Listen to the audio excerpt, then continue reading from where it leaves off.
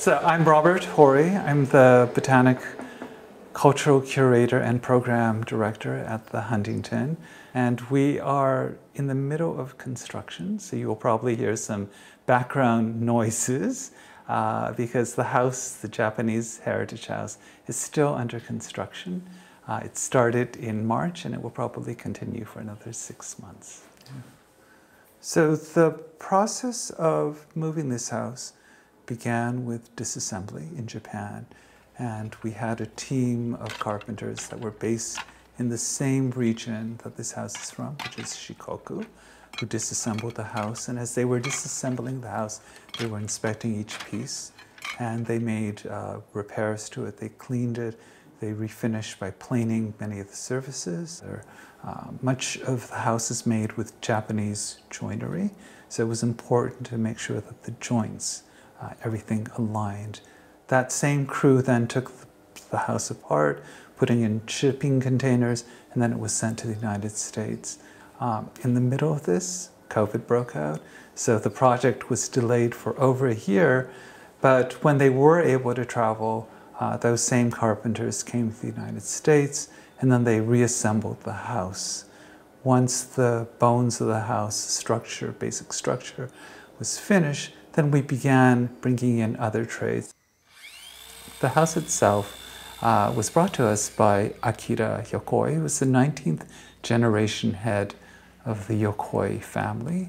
And his family were bureaucrats, they were samurai, they worked for the government, and then they were appointed as the head of a village in Marugame called Imazu village, and this house was the residence of that village bureaucrat. And Mr. Yokoi first approached us about this house.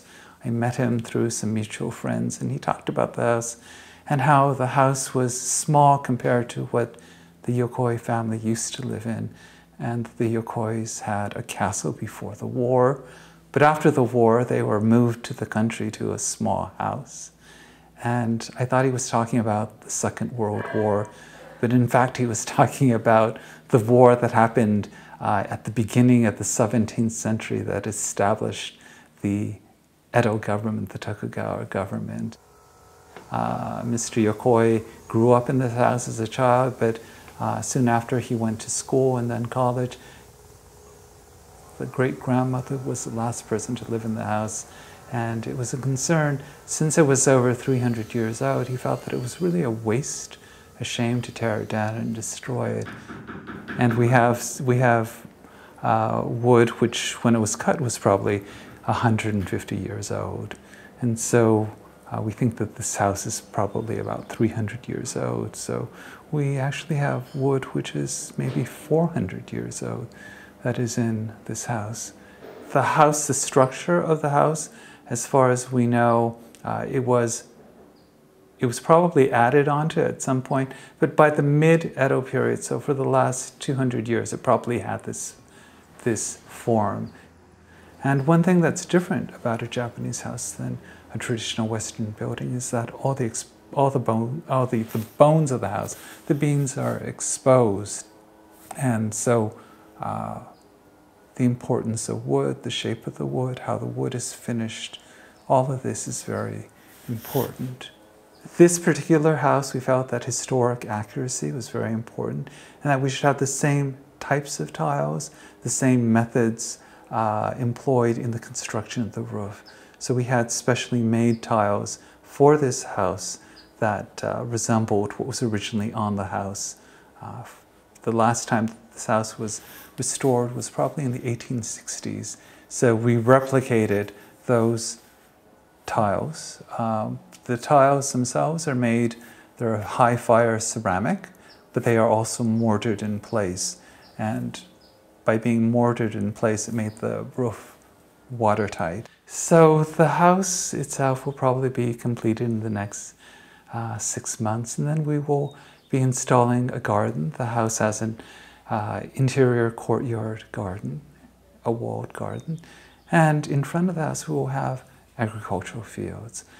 Rice was very important. It was a staple of the Japanese economy, so we will figure out how to grow rice in a very sustainable and water-wise fashion, but that will be part of the story of this house.